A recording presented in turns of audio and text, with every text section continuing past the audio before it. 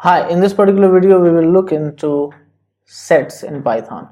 So I've created two sets here. As you can see, we always put our set items within the curly braces. I've taken the week names, the day names in these sets. So the first set contains Sunday, Monday, Tuesday, Wednesday and Sunday. Sunday is repeated here, and then we have another set with the similar values. So first of all, if you have studied mathematics in your school, I'm sure you have. So you would know, you must have studied the sets in your class. But it gets started in the class 6th or 5th, I guess.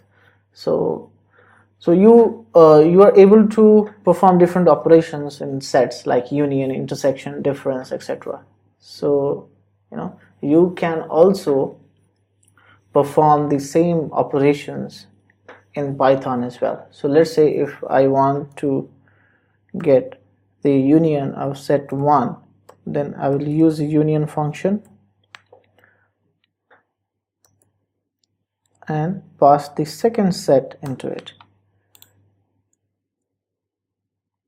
Okay. Now if I try to print,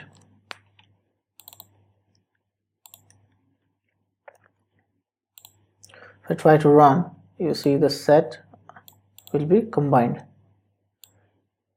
You see the values of both the sets are combined now. But if you notice one thing, it has removed the duplicate values. It has removed the duplicate values. Only the unique values have been printed, and it's an unordered list. Unlike the lists and tuples. Okay. Similarly, we can perform intersection.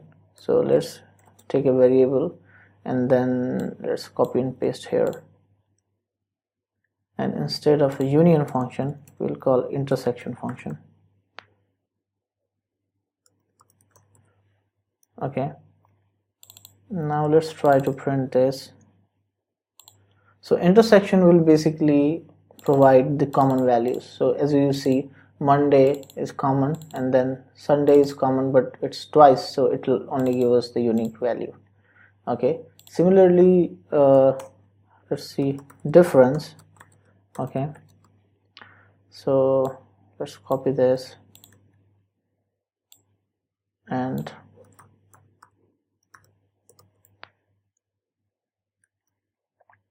if I try to print this, it's going to give us the difference between set 1 and set 2. So it's basically remove the values that are present in set 2 from set 1, the common values. Okay, so Sunday it has removed, Monday it has removed, Tuesday and Wednesday is fine, and Sunday again it has removed because it's also present in set 2.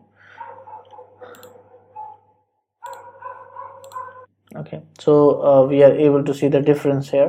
Now if we want to check if certain value is present in the list or not, we can simply do,